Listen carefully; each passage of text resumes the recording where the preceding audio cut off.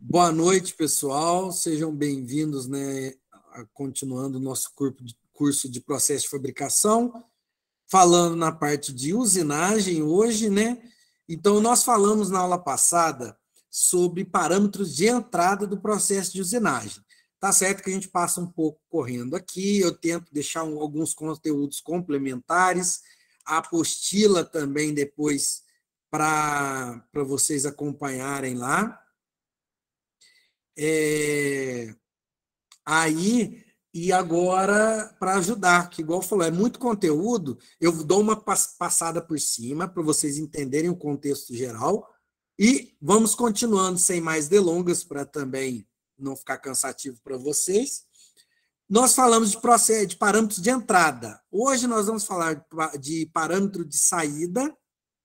Aí eu vou falar por que eu falo parâmetro e não parâmetros, que aí no caso eu até tenho que corrigir. Por quê? Tem vários parâmetros. Por exemplo, alguém que vai fazer engenharia mecânica vai ver que vai estudar muito mais abrangente a parte de usinagem, os cálculos do processo do planejamento de usinagem muito mais aprofundado. Aí, a ideia como técnico aqui, a gente vai ter uma noção boa do processo de usinagem, como que funciona, e, no caso, entender a influência dos parâmetros. Quando vai mais a fundo, é com a experiência. Então, como assim com a experiência? Por quê? Nós estamos falando em parâmetro de saída, que vai ser, para nós, o tipo e a forma do cavaco. Então, nós vamos estudar esse principal. Por quê? Porque vários parâmetros de entrada influenciam no tipo e na forma do cavaco. E você vai ver, em muitos casos, interferência de outros parâmetros de saída. Se você for olhar, igual nós olhamos num quadro, se olhar na aula no início, antes de falar de parâmetros de entrada, tinha um quadro lá que falava dos vários parâmetros. Nos de saída, nós temos tipo e forma do cavaco, a potência de usinagem, força de usinagem, vibração, temperatura, desgaste da ferramenta, vários outros. Então, tenho até uma apostila da parte de engenharia bem grande que fala da parte de usinagem. Por quê? Mas, para nós agora, nós vamos focar em tipo e forma do cavaco, porque ele está ligado com vários fatores. Tem até o textinho aí que está lá na apostila, vem da apostila para apresentação, é a questão do tipo e forma do cavaco. Tá? Como que é formado? Qual que é a origem do cavaco? Então, a gente tem lá a formação do cavaco. Materiais frágeis, você vai tender a ter o quê? Uma superfície mais irregular, mais quebradiça. Mas, dependendo de alguns materiais, você vai conseguir ver isso daí, mesmo que o material você fale, nossa, mas nisso? Eu fiz um teste esses dias, eu fui usinar uma arruela de em torno de 70 milímetros de diâmetro externo. O interno, eu acho que estava com 30 e poucos, acho que era 1,5 polegadas, se não me engano. Eu acho que é mais ou menos isso, em torno de 1,5 polegadas o diâmetro interno. E eu estava usinando ela, que eu estava fazendo um adaptador para um cubo de volante. Porque o que acontece? Uns volantes para personalização que vem de fora, ele vem com uma furação com um diâmetro de entre os furos, a circunferência dos furos é de 70 milímetros, o que vem, eu acho que é padrão Momo, se não me engano, aqueles volantes esportivos Momo importado, tem uns que vêm da China agora. E os nacionais parece que vem um padrão com uma circunferência dos furos de 65 milímetros. Aí eu tive que pegar um cubo do nacional, porque para a gente achar um cubo para um carro nacional nosso, só que para vir da China, você não acha, você acha aplicação mais principalmente de carro japonês ali, acho que é Honda, Suzuki, Toyota, algumas coisas assim. Aí eu teria que ver qual estria, por exemplo, que bate com a estria do volante do Chevette, se tem algum que coincide. Mas aí, no caso, eu fiz um adaptadorzinho, uma arruela para prender usando o próprio flange, fazendo uns entalhes ali na parte para encaixar os parafusos e tal. Só que aí eu fui usinar a arruela de aço e depois usinar também o alumínio. Só que o aço de arruela não é um aço de alta dureza. Ele tem que aceitar uma certa deformação. No entanto, como eu usinei, por exemplo, com uma velocidade, fui fazendo o torneamento com uma velocidade bem devagar, para quê? Para eu fazer muito tempo que eu não mexia no torno, por causa da pandemia, inclusive, e aí eu fui usinar lentamente e o cavaco teve esse aspecto da esquerda, da letra A, certo? Uma superfície mais irregular. Por quê? Porque eu estava usinando mais lentamente, só que com uma certa, dosando também, para ter uma profundidade pequena, para retirar mais lentamente o material. Tá? Então, é bem interessante quando você presta atenção nesses vídeos de usinagem, principalmente usinagem em câmera lenta, e você começa a querer usinar em câmera lenta. Para quê? Para ver o cavaco saindo. Para quem gosta dessa parte de usinagem, assim, igual a gente vivencia, vai explicar, e eu quero ver o que eu estou explicando, então, às vezes, a gente quer ter mais paciência, quer demorar mais e ver mais também. Então, eu tenho esses tipos de cavaco, assim, ó. Como que forma o cavaco? Eu vou ter a ferramenta aqui, e eu vou, essa ferramenta, aqui do lado direito, está melhor de enxergar. Ela vai vir no sentido de cisalhar o material nesse ponto, né? Fazer o corte, como se fosse uma faca de corte passando. Então, e retirar esse resíduo, chamado cavaco, né, da usinagem. Aí aqui ele vai falar de algumas situações que a gente comentou, a aresta postiça de corte, um bom acabamento da superfície, deixa eu até limpar aqui, para ficar melhor de enxergar. A aresta postiça de corte, que eu consegui presenciar também, usinei só um pouquinho lá do alumínio fundido, e começou a aparecer a aresta postiça. A sorte que depois você mexe lá, às vezes, a maior parte sai. Às vezes você tem que usinar um aço para ver se consegue limpar a ferramenta. Ok? Então, a gente tem aqui como que funciona o cavaco, principalmente que nós conseguimos enxergar no torneamento. Por isso que é o principal processo de usinagem que a gente fala. Então, nós temos lá, tipo do cavaco, contínuo, lamelar, cisalhado e arrancado. Quais são?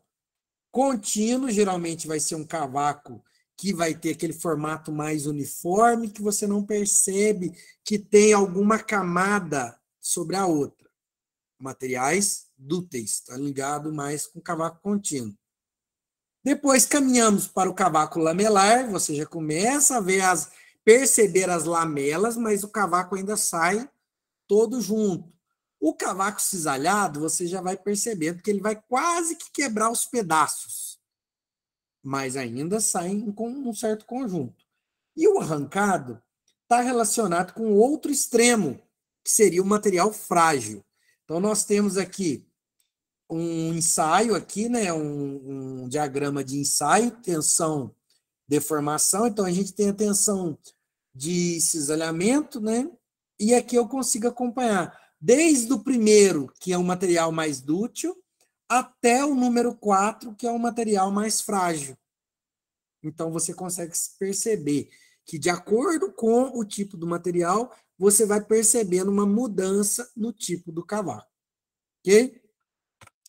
Depois, aqui agora uma imagem que consegue representar melhor contínuo, lamelar e o cisalhado, percebendo que o cisalhado, muitas das vezes, ele vai quebrando em pedaços, ele não consegue formar um cavaco muito longo. Tá? Mas fiquem tranquilos que isso daí, o mais importante é você perceber os extremos e a variação, por que acontece essa mudança de um extremo do cavaco contínuo para o cisalhado ou para o arrancado, certo? Então, o mais importante é isso, porque o arrancado, por exemplo, você vai perceber que ele vai pulando lascas praticamente. Tá? E depois, outra questão é a forma do cavaco. Nós temos cavaco em fita, helicoidal, espiral, em lascas ou pedaços. Certo? Já percebemos que o quê? Um cavaco em fita, quase que sempre, não é regra, mas quase que sempre, está relacionado com o tipo contínuo. E o cavaco em lascas ou pedaços geralmente está associado ou com o cisalhado ou com o arrancado, o material mais frágil. Ok? Porém, tem uma outra classificação que vocês podem encontrar, que é pela norma ISO de 93, que ele tem uma tabela. Então, nessa tabela, eu tenho aqui, ó. Aí a gente aproveita um pouco para falar de inglês técnico, que seria lá, ribbon chips. O que é? Cavaco em fita. Chips é cavaco, certo? Então, aí você fala, nossa, batata chips. Então, seria o quê? Você vai cortar a batata e a fatia de batata que sai é como se fosse um cavaco do processo de corte. Então, pode ter várias traduções. Então, chips, no caso da usinagem, é o cavaco. Ribbon é fita, então cavaco em fita. Aí eu tenho ele longo, curto e emaranhado. Snarled é emaranhado. Então, eu tenho vários tipos de cavaco em fita, que geralmente remete para o cavaco contínuo. Só que na classificação da ISO, ele fala, em vez, por exemplo, de falar em contínuo, lamelar, cisalhado e arrancado, ele vai falar ou é um cavaco longo ou um cavaco curto. Geralmente são todos em fita. Dependendo da usinagem, o próprio cavaco já sai curto. Dependendo do tipo de usinagem que você está fazendo, a própria usinagem interrompe automaticamente o cavaco. Eu posso ter, então, cavaco tubular, longo, curto e emaranhado, aqui, ó, formando tubos, né, que o cavaco sai formando um tubo. Cavaco em espiral, plana ou cônica. Cavaco tipo arruela. Aí fala, nossa, é tipo arruela? Sim, se você pegar uma arruela de pressão de parafuso, você vai perceber uma característica semelhante a essa questão do cavaco helicoidal tipo arruela, porque é um helicoidal plano, então ele lembra a arruela do parafuso. Ok? Temos o cavaco curto, então eu tenho cavaco helicoidal, tipo arruela, curto, e o emaranhado. Depois, no mesmo sentido desse, eu tenho cavaco helicoidal cônico. Então, é diferente a inclinação. Certo? Longo, curto e emaranhado. Cavaco do tipo arco, conectado e arco solto. Então, você vai perceber muitas das vezes esse arco curto é de fresa. Às vezes a fresa tira, então ela tira um cavaco no formato de arco e já joga. Então, aí você vê, por exemplo, aquele vídeo usinagem apaixonante que eu passei anteriormente, vocês agora podem olhar com um olhar diferente, vendo o tipo do cavaco que está saindo daqueles processos de usinagem. Tá? Cavacos elementais, que então é um pedaço que você não percebe se ele é curto, se ele é curvo, o formato dele. Ele sai um pedacinho. Então, são chamados de cavacos elementais. Então, sai um elemento pequeno de cavaco. E os cavacos, dependendo do tipo do processo de usinagem, ele pode sair em pequenos filetes, chamados de cavaco agulha, ou cavaco tipo agulha. Ok? Então, no caso, o que nós temos? Cavaco, esses tipos de cavaco seguindo a norma ISO 3685 de 93. Ok? Mas o principal que nós precisamos saber, podemos usar essa tabela da ISO para enxergar como que o tipo aqui, contínuo, lamelar, cisalhado e arrancado, junta com as formas em fita helicoidal espiral, lascas ou pedaços. Tá? como que junta esses dois aí. Certo? Aí o que acontece? Temos que tomar cuidado, porque tipo e forma do cavaco podem causar dano à ferramenta ou à peça, então é importante, porque tem formato de ferramenta que ajuda a inibir um tipo nocivo de cavaco. Por exemplo, cavaco em fita emaranhado. Tem vários vídeos na internet, se você colocar no YouTube, por exemplo, CNC Fails. Quer ver? Ó? Vou digitar aqui, porque às vezes o entendimento de falando em inglês é diferente.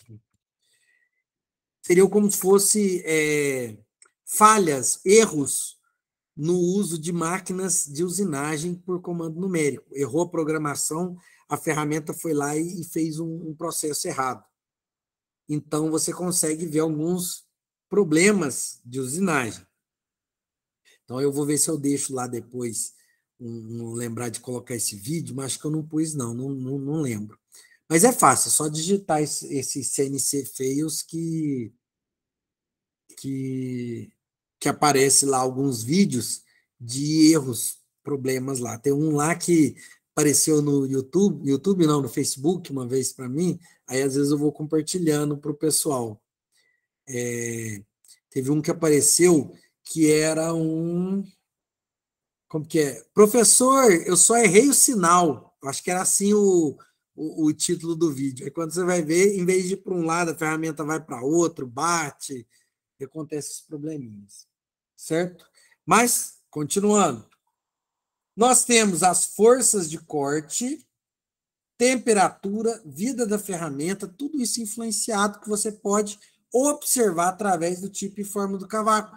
Se a coloração daquele cavaco teve muita temperatura, se o acabamento da peça tá bom, se houve muita vibração, se a ferramenta está desgastada, porque às vezes o acabamento, o tipo do cavaco, o esforço, a temperatura, o que você está acompanhando durante ou posteriormente o processo de usinagem, você consegue perceber várias coisas dentro dessa parte do cavaco.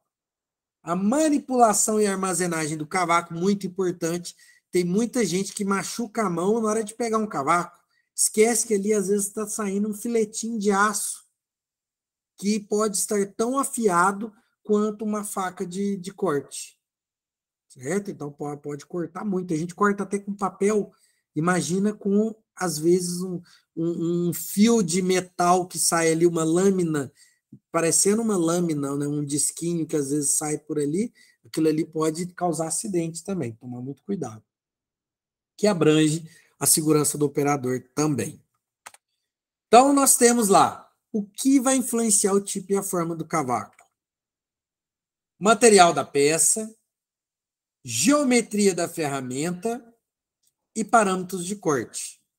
Material da peça, praticamente a gente já falou, né? Material dútil, cavaco do tipo, tende a cavaco do tipo contínuo, em fita. E material frágil, um cavaco quebradiço, um cavaco cisalhado ou arrancado, certo? Vai estar aqueles arcos pequenos, vai ter cavacos elementais, tá bom? A geometria da ferramenta, aí que começa a ficar interessante. Por quê? Quando nós falamos em geometria da ferramenta, nós vamos perceber que ela tem muito a ver com a forma do cavaco, tá? Porque aí, dependendo se nós vamos fazer uma usinagem de desbaste ou de acabamento, eu vou ter ferramentas com geometrias diferentes. Mas a influência dessa geometria, ela é menos relevante, digamos assim, a princípio, para o nosso estudo inicial, do que o que a gente falou do material da peça, que está mais ligado, e com os parâmetros de corte. Então, o material da peça e parâmetro de corte, ó, material da peça está mais ligado com o tipo do cavaco. E o parâmetro de corte está mais ligado com a forma desse cavaco. Como assim? Olha aqui. Influência dos parâmetros de corte. Os parâmetros de corte, ó, eu tenho um diagrama aqui, ó, um gráfico, que mostra para esse lado de baixo o avanço, F, o avanço. E do lado de cá, subindo, né, no eixo, seria o eixo Y, eu tenho a profundidade de corte. Então, você consegue perceber, por exemplo, que você consegue caminhar aumentando o avanço, você muda de um cavaco em fita para um cavaco, por exemplo, tubular, ou um cavaco em arcos conectados ou arcos desconectados, ok? E você consegue de passar, no caso da profundidade de corte, você vai mudar um pouco a forma, mas com menor influência. Então, teria, dentro dos parâmetros de corte, principal avanço e profundidade de corte. A velocidade de corte está mais ligada, por exemplo, com a aresta postiça de corte, se há lubrificação ou não do material, se aquele material, mesmo estando numa velocidade de corte baixa, por exemplo, o alumínio, você precisa de lubrificação durante, mesmo com a velocidade de corte baixa. Por quê? Porque aí já é o problema de aresta postiça de corte. Ok? Então, tem que tomar atenção com isso daí. Então, você percebe aqui, ó, um exemplo, com uma profundidade de corte pequena, ele retira um cavaco tipo arruela. Com a profundidade de corte maior, ó, eu já tenho raio aqui, o que vai acontecer? Eu vou acabar retirando um cavaco tubular. O esforço no material faz com que o cavaco mude de forma. E, mas eu preciso saber isso, eu tenho que estudar para saber isso de imediato? Geralmente não. Esse tipo de conhecimento específico das formas, como que aquela ferramenta está trabalhando, você vai perceber, por exemplo, se você estiver como técnico mecânico acompanhando a implementação de um processo de fabricação de usinagem na empresa, de fabricar uma peça, e esse processo você acompanha. Então, você sabe, por exemplo, colocando todos os parâmetros que foram dimensionados pela engenharia para fabricar uma peça no equipamento de usinagem, você vai saber quais são os comportamentos dos cavacos nas várias etapas de usinagem, como que vai ser o comportamento daquele cavaco. Para quê?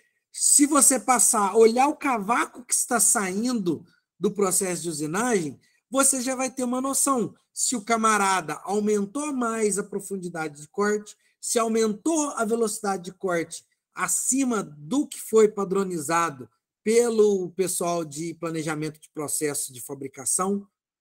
Então, se a peça tiver com problema de rugosidade, tiver perda de dimensional da peça, o acabamento eu já falei, ou tiver, por exemplo, a ferramenta está desgastando muito, então você vai conseguir perceber que às vezes a pessoa está tentando agilizar, às vezes, um processo de fabricação e tentando fabricar mais no mesmo tempo.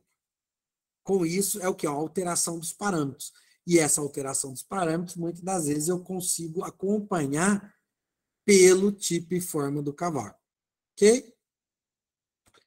Certo? Aqui tem um outro exemplo, no caso, esse está mais ligado com a geometria da ferramenta.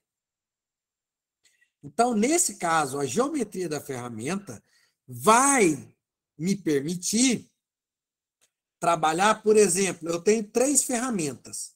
A ferramenta A ferramenta B e a ferramenta C. Cada uma tem o seu ângulo, tem o seu sistema de funcionamento. Então, do lado esquerdo aqui meu, eu tenho esse gráfico de avanço e profundidade de corte também.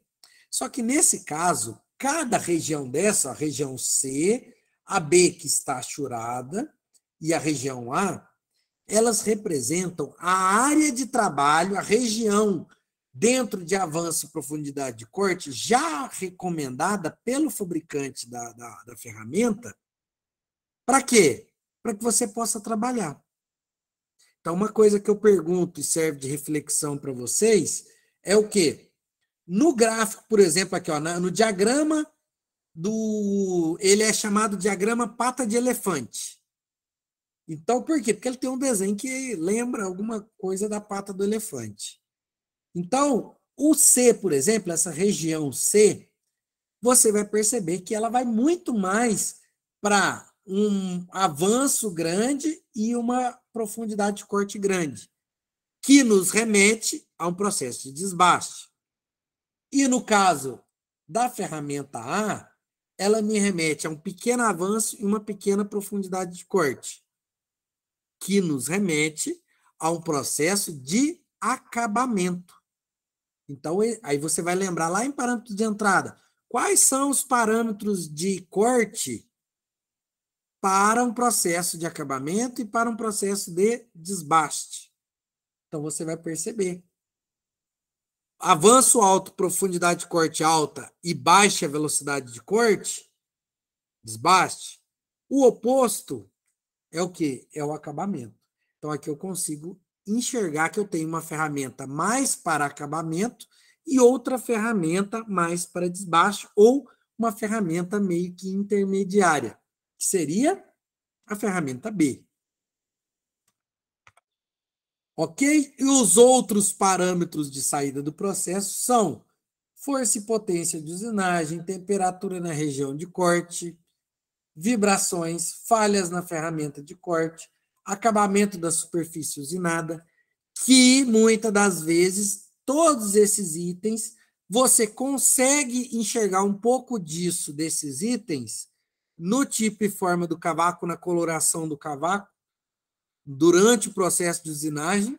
Para quê? Para saber se alguém está. Perdão. Se alguém está adulterando os parâmetros de usinagem para agilizar o processo de usinagem. Ok? Então, com isso, nós temos o parâmetro de saída, tipo e forma do cavaco. Depois, o que acontece? Se alguém tiver alguma dúvida, eu vou abrir a outra apresentação. Vou fechar essa. Tem uma outra que eu vou abrir aqui.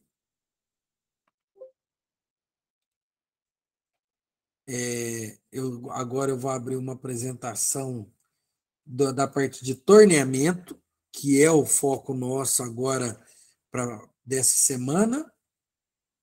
Então, o que nós temos aqui? Espera um pouquinho. Recomendo, vai estudar, dá uma assistida até no vídeo telecurso também é bom, alguns vídeos sobre o torneamento, porque vai explicar o conteúdo, vai dar uma noção e vocês vão enxergar visualmente. Onde estou? Aqui.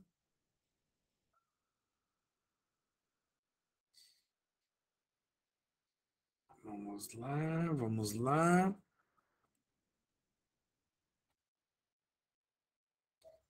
Opa.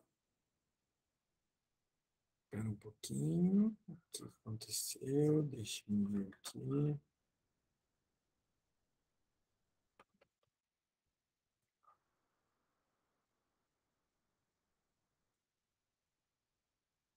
Joia. Agora eu acho que deu certo.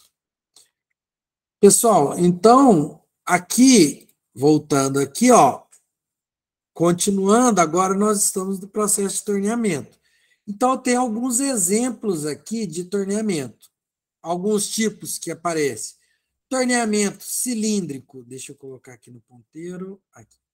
Torneamento cilíndrico externo, então aqui, ó, esse da esquerda é o sistema aqui, ó, isso que eu marquei, é o sistema de fixação da peça. Esse que está em preto aqui, ó, é a peça. A ferramenta aqui, a ferramenta usinando a peça, certo? Então, eu tenho um processo de torneamento. Por quê? No torneamento, quem gira é a peça. Por quê? Por causa disso, eu consigo fazer peças de perfil de revolução, ou, lembrando da classificação, similares a sólido de revolução. Então, temos lá o torneamento cilíndrico externo, o cilíndrico interno, o sangramento, que você vai fazendo um canal até chegar, em alguns casos, eu quero cortar a peça. Então, você vai avançando com essa ferramenta até chegar no centro da peça. Com isso, você acaba separando essa barra aqui em duas partes. Aí fica para um lado e para o outro. E ele está mostrando também como se fosse o cavaco saindo aqui da usinagem, né? Esses fiapinhos vermelhos saindo aí. E aqui embaixo, como se fosse mostrar como que sai o cavaco, qual é o mecanismo de saída, de retirada de cavaco da ferramenta. Então, a gente consegue perceber nessa imagem aqui no canto inferior direito. Então, continuando, perdão aí. A gente vai falar de alguns processos, mas o foco hoje nosso é o torneamento. Depois, falamos de usinagem e agora de torneamento. Por quê? Porque a gente tem o torneamento, que eu acabei de falar que é uma superfície de revolução, certo? Nós temos aqui o movimento de corte, que é da rotação da peça, movimento de avanço, que quando é o torneamento cilíndrico externo, esse avanço vai ser paralelo com o eixo, então, longitudinalmente a peça, tá? Então, não é transversal, é longitudinal, que seria o movimento paralelo com o eixo da peça. Movimento efetivo de corte, que é o movimento combinado da ferramenta e da peça, ok? Que é o quê? O movimento de corte e o movimento de avanço, os dois somados, com suas somas vetoriais, né, eu tenho o movimento efetivo de corte. E o movimento de profundidade, que a gente vai ver que é o quê?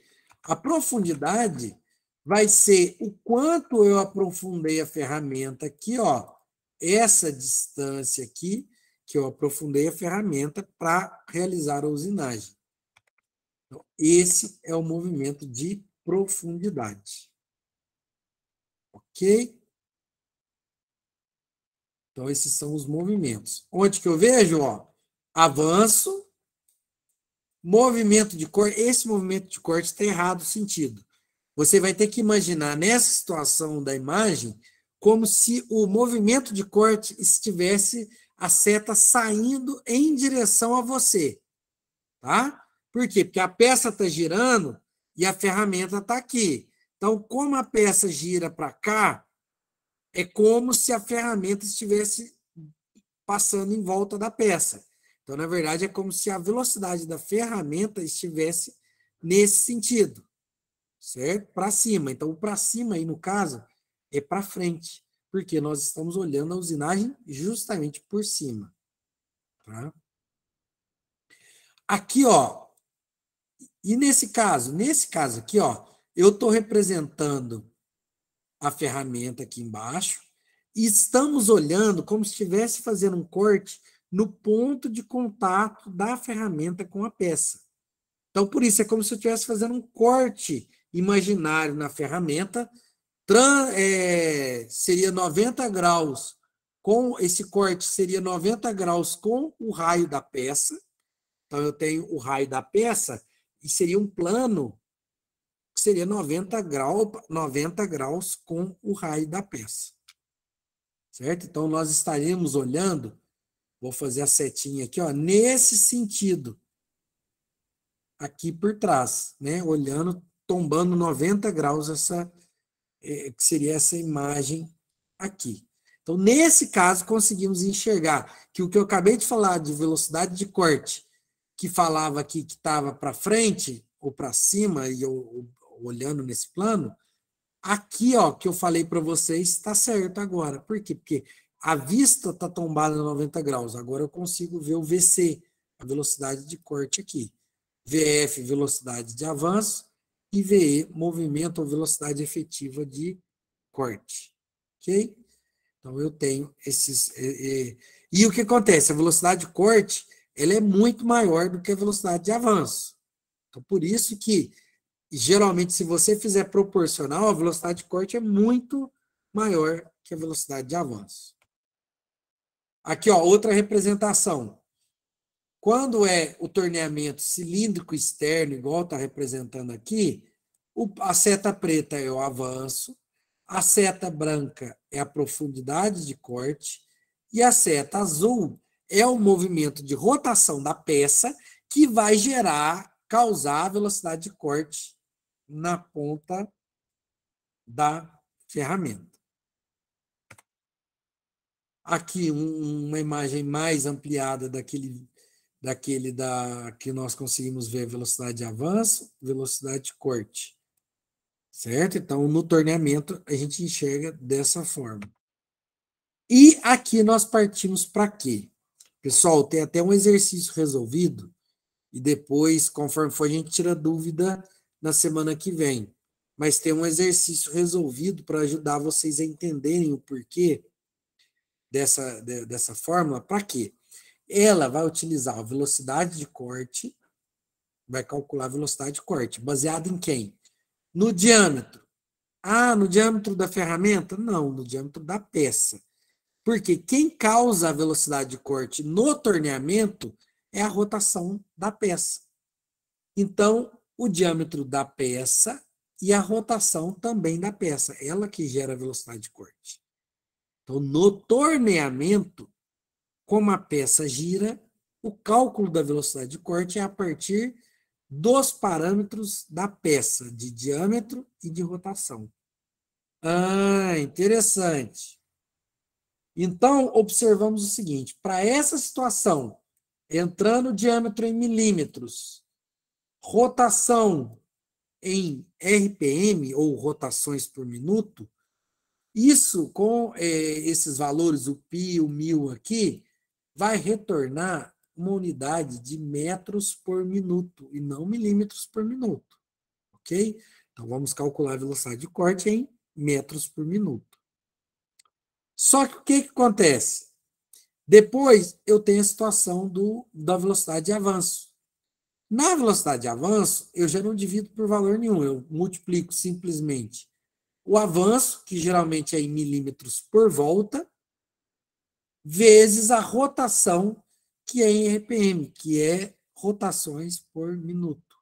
Então, o que nos retorna a unidade da velocidade de avanço de milímetros por minuto. Então, prestar atenção que metros por minuto é 1000 vezes maior do que milímetros por minuto. Certo? 1 metro por minuto ou 1 milímetro por minuto. Seria uma proporção de 1000. Certo? 1 metro por minuto seria 1000 milímetros por minuto. Ok? Então, isso aqui é a fórmula da velocidade de avanço. Aí, eu tenho a área da seção transversal do processo de torneamento, ela é calculada aproximadamente, fazendo uma aproximação grosseira, vamos aproximar da área aqui, ó, de profundidade de corte vezes o avanço. Então, eu vou achar o formato de um retângulo. Então, olha aqui, ó, eu aproximo esse retângulo achurado, que é o retângulo que a ferramenta vai retirar, ele fica aproximado do valor de profundidade de corte vezes o avanço. Certo? Então, aproximadamente vai dar essa região aí, a área da seção transversal de usinagem da ferramenta. E o que acontece? Quando eu estou planejando a usinagem, eu quero saber o tempo de corte. Como assim? Quanto tempo a minha ferramenta vai estar usinando aquela peça? Ou uma das ferramentas vai estar usinando a peça. Então, o que nós temos aqui? Ó? A fórmula do tempo de corte, ela pode estar representada por LF sobre VF, que seria LF é o percurso de avanço. Aí, professor, e o VF? VF que a gente acabou de ver, né? Velocidade de avanço. Aqui é a fórmula da velocidade de avanço, mesma coisa. Então, essa fórmula do meio é a mesma fórmula aqui do lado esquerdo. Porém, eu só mudei a forma de representar. Eu peguei a fórmula da velocidade de avanço e coloquei ela aqui, ao invés de calcular e depois substituir aqui na fração, eu já desmembrei.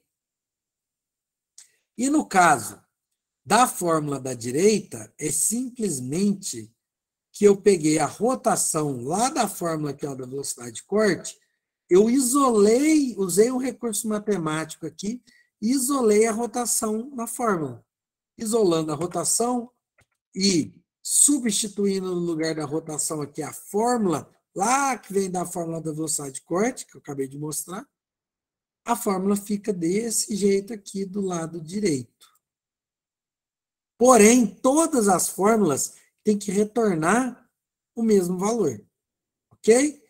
Só que tem outra questão. Essa fórmula, ela vai simplesmente dar o tempo de usinagem de um passe. Então, normalmente, retiramos pouco material de cada vez. Então, você vai dar um passe, você não coloca, às vezes, a ferramenta toda. Você coloca uma profundidade pequena, tira um pouco.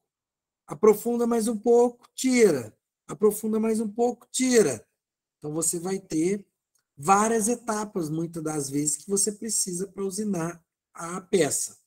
E com isso eu posso calcular o tempo de usinagem de todos os passes. Então, nós vamos ver que tem um exemplo aqui que mostra a aplicação dessa fórmula do tempo de corte para duas situações diferentes. Tá? Mas antes de falar disso daí, vou só comentar aqui com vocês. Ó.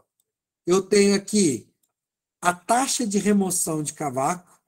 Então, nessa fórmula aqui de baixo, ela é a taxa de remoção do cavaco. É a quantidade de material que eu retiro por uma unidade de tempo. Mas como assim quantidade? Essa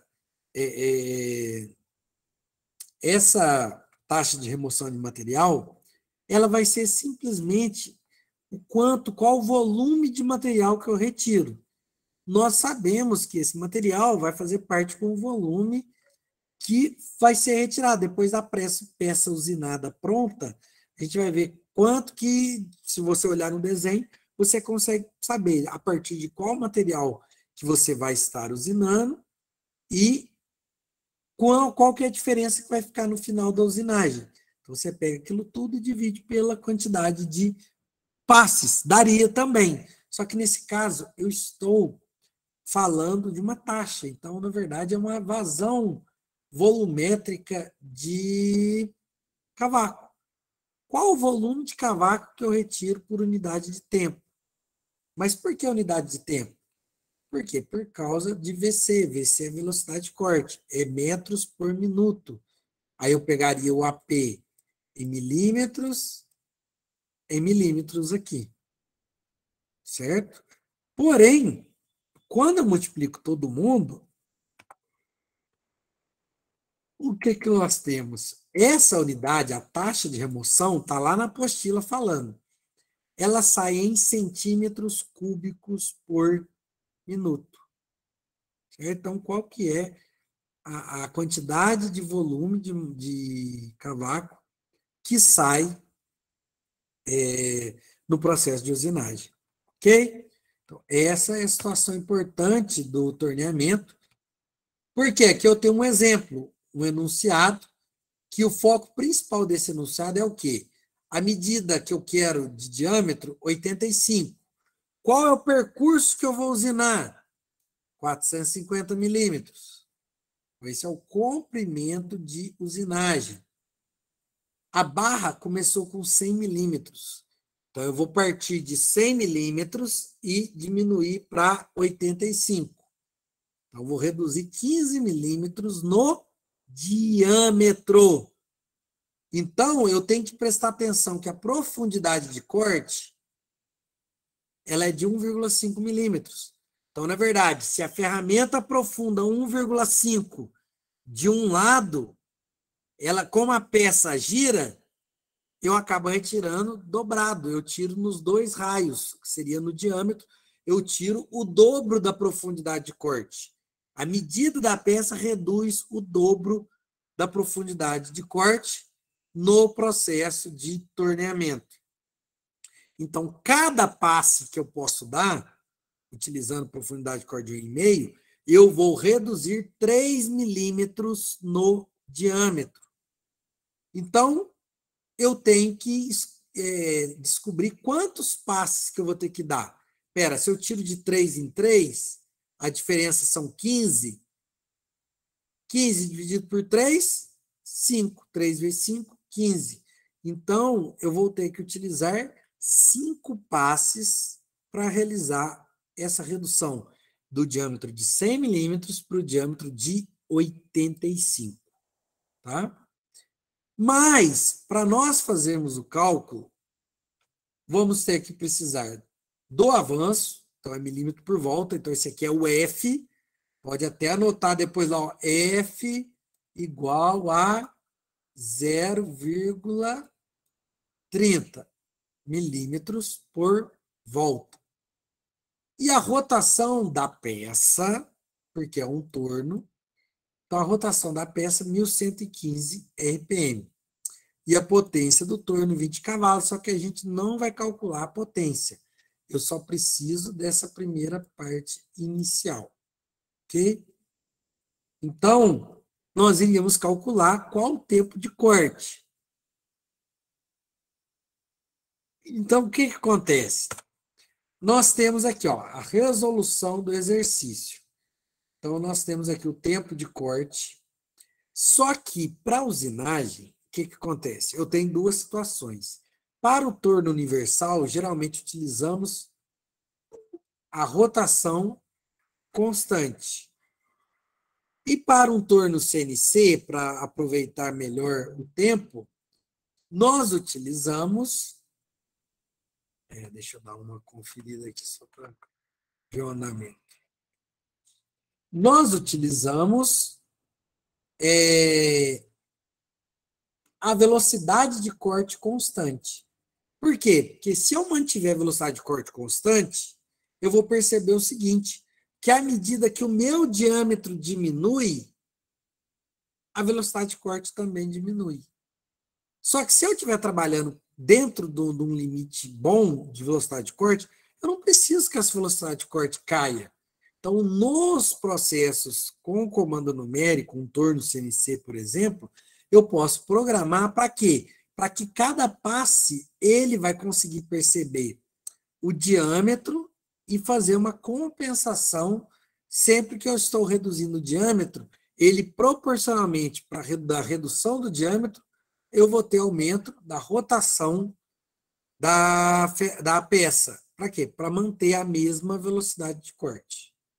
Então, por causa disso, se vocês pegarem para treinar e fazer exercício, vai perceber que o primeiro cálculo aqui é com a rotação constante, que é o tradicional comunzão do torno, porque você não vê o pessoal mudando toda hora, vai usinando e mudando muito a rotação de torno.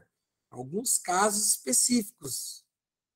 Normalmente, você vai colocar numa rotação que ela não vai ficar muito alta para a usinagem do maior diâmetro, e o resto que vai abaixando e não vai ajustando a velocidade a todo momento.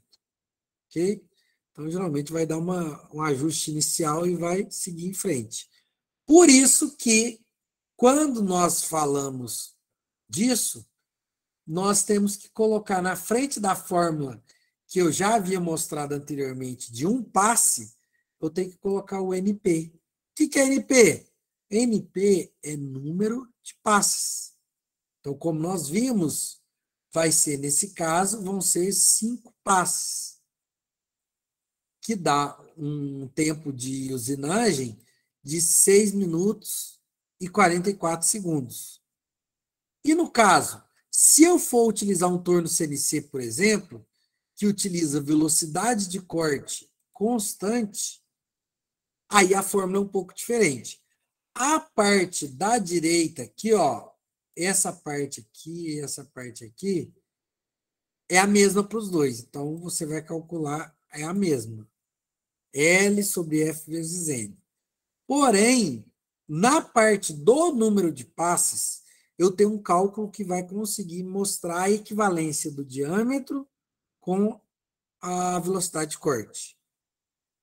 Então, eu tenho que, no caso da velocidade de corte constante, eu vou pegar os diâmetros desde o primeiro ao último passe Aí você fala, então começa com 100 o primeiro diâmetro? Não. 100 milímetros é o diâmetro inicial da barra, ela já vem com 100 milímetros. Então, o que eu vou fazer? O primeiro passe já é retirando os 3 primeiros milímetros. Então, vai dar o quê? De 100 menos 3, 97. Então, você vai ter todos os passes aqui, ó, 97, 94, 85, até chegar, nesse caso, 85 milímetros. Então, eu tive 5 passes. Então, o diâmetro de trabalho de cada passe é esse daqui que está no início. E o diâmetro de baixo é o diâmetro inicial da barra a ser usinada. Ok? Por quê? Porque aí nesse cálculo, você vai perceber que ao invés de dar como se fosse 5 passes, ele está mostrando 4,55 passes. Então, não quer dizer que ele vai dar 0,55 passe da ferramenta. Eu vou poder, por exemplo, mexer com outras coisas. Por exemplo, aqui, perdão, fugiu um pouquinho aqui. O tempo de corte vai mudar, porque equivalentemente é como se eu estivesse fazendo menos passe do que na rotação constante. Então, por isso que o tempo, 6 minutos e 44 segundos, e quando eu calculo com a velocidade de corte constante, que seria característica de um torno CNC, por exemplo, eu conseguiria usinar em 6 minutos e 7 segundos. Então, tem mais de meio minuto de economia. Isso, por exemplo, dependendo de uma fabricação diária ali o tempo todo, isso pode fazer muita diferença na produtividade do processo de usinagem, certo? Então, isso daí é a característica das fórmulas que eu apresentei. O tipo do forno, então nós temos aqui torno universal, onde eu tenho aqui a castanha, carrinho, contraponto, parafuso de sincronismo para roscamento. Aqui um exemplo ao vivo aqui da imagem que eu procurei da internet, onde eu tenho um sistema de movimentação desse carrinho aqui, certo? Esse aqui já tem uma primeira proteção, sendo que os mais novos têm até mais proteção.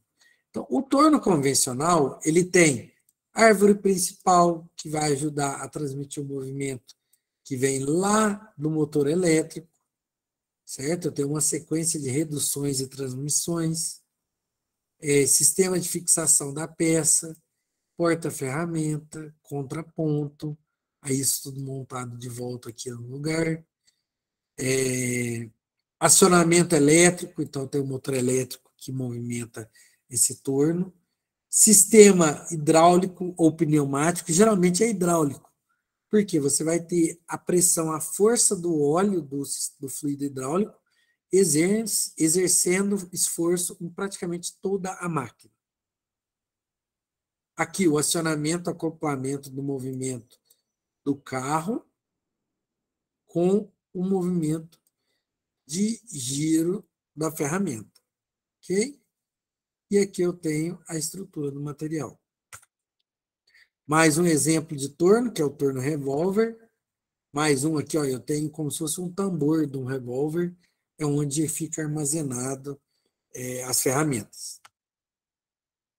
Outro exemplo de torno aqui, então eu tenho o sistema de fixação, o sistema do torno revólver e o carro com ferramenta. Então, esse carro aqui, eu vou poder montar esse carrinho aqui para ele movimentar e poder fazer a usinagem.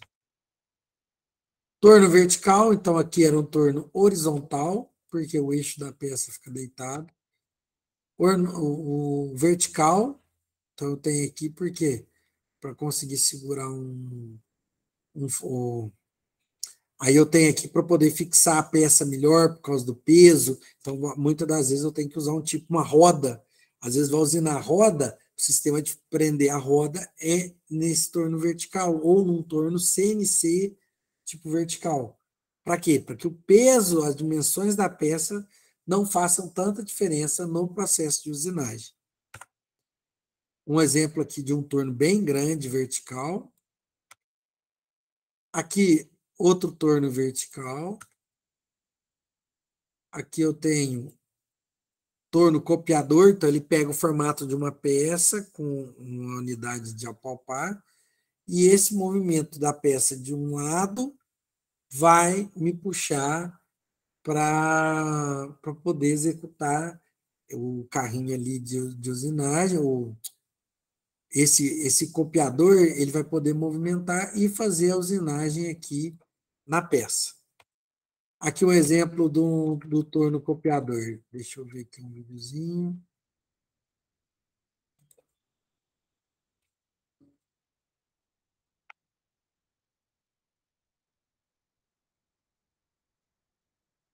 Certo? Então eu tenho. Opa, aí foi.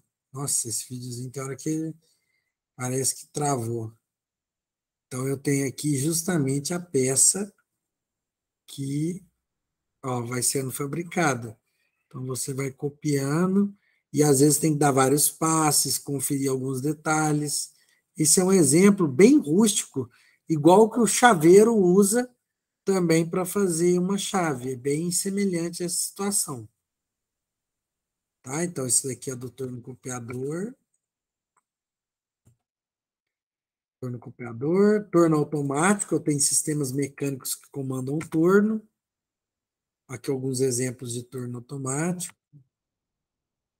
Torno CNC, que ele é controlado por computador. Então, aqui eu tenho um sistema. E aqui um panorama de comparação dos tipos de máquina, tipo de torno para o processo de torneamento. Então, eu posso olhar outro tipo de usinagem para fazer o processo de torneamento. Ok? Um tipo de torno aí.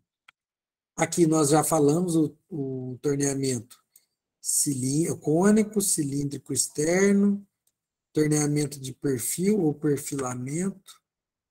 Aí depois nós temos a usinagem por faceamento, sangramento, roscamento, ok? Então, essas operações de torneamento. Processo de mandrilamento interno, feito no torno. Processo de furação, feito no torno, porque a peça está girando, então eu tenho a broca parada, a peça girando, é como se a broca estivesse avançando para o lado da fixação da peça. Então, a taxa de remoção de material, no caso do torneamento, ela vai variar em relação a quem? Ao diâmetro da peça, o acabamento desejado e o tipo de operação desejada. Certo? Então, cada item desse vai ter uma certa influência. E o tipo do material utilizado, ou alta ou baixa dureza, esse é um material dúctil, tenaz, mais maleável, né? Ou não. Vantagens. No torneamento, eu consigo trabalhar desde 1 a 60 peças por hora no torneamento manual e de 10 a 1.000 peças por hora para tornos CNC. Então, o acabamento satisfatório e o custo desse acabamento é baixo. Então, é uma dica aí. O processo possibilita a produção de peças que exigem detalhes superficiais complexos. Então, eu consigo fazer isso no torno. Desvantagem. Então, é muito cavaco que é produzido no processo de usinagem. O custo inicial do equipamento é alto. Então, é um equipamento que não justifica assim tão facilmente. E o ferramental também claro, é caro, dependendo do tipo de material. Então, eu posso utilizar na aplicação para fabricar pistões automotivos. Nesse caso de pistão, ele até aceita bem. Então, combinado com a fundição. Fabricação de engrenagens de caixa de transmissão dos carros, né? Combinando com o forjamento. Então, eu tenho aplicações, polias, engrenagens, girabrequim, volante de inércia. Eu tenho vários casos de aplicações para o processo de usinagem aí. Não quer dizer que em muitos casos aquele é o melhor processo, tá? É um processo para você fabricar o torno. Você vai ver que vocês viram em forjamento, tem vídeos lá que mostra fazendo um virabrequim desse a partir de uma barra de metal incandescente, certo? Aí eu tenho as partes do torno. Aí agora, o que acontece? Nós temos esses exercícios aqui que ajudam no estudo, na discussão do tema aí, ó. Encontrar dois exemplos, procura o que é uma contraponta. O torno possui alguns acessórios e uma deles é a luneta. O que é a luneta? Certo? Para que serve? Resolução, qual é a medida, quanto que eu consigo variar no torno, qual a precisão de movimento. Isso vai ajudar vocês a estudarem. Algumas referências aqui para ficar registrado, para vocês procurarem se precisar de ajudar a entrar no clima ou estudar o conteúdo da matéria. Eu tenho alguns casos aqui. E, no caso, por hoje a gente fecha essa parte de torneamento. Me desculpa alguma coisa que às vezes eu estou aqui cabeça final do dia, a gente troca às vezes alguma palavra sem ver aqui e acaba que não corrige. Mas agradecer a participação de vocês e fico à disposição para dúvidas. Vou até interromper para não ficar muito extenso.